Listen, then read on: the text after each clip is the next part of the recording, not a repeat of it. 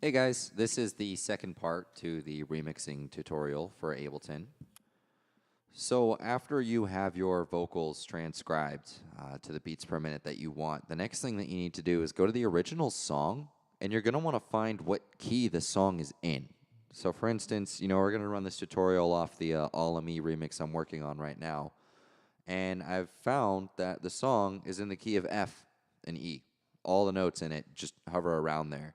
So everything that you do pretty much, you're gonna want to have in F and E. That's how it actually makes it sound like it's a part of the original song. Even this riser I have in the beginning strikes an F, and here's how it flows.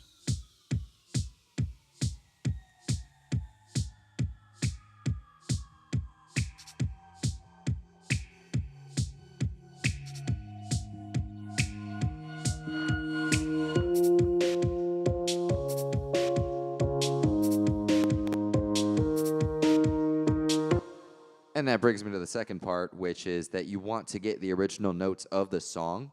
And rather than just copying and pasting or just downloading an instrumental of the song and bringing it into your own song, it's a lot cooler if you just play the song yourself. All of Me is a relatively easy song to play on the piano. So I just looked up a tutorial on YouTube and bam. I just captured myself recording it, and I've just looped the bars over and over and over again. This way, I actually have my own version of the melody that I'm able to tweak and mess with however I please, thus making it an actual remix. And that is the second step of remixing a song with Ableton Live in 30 seconds.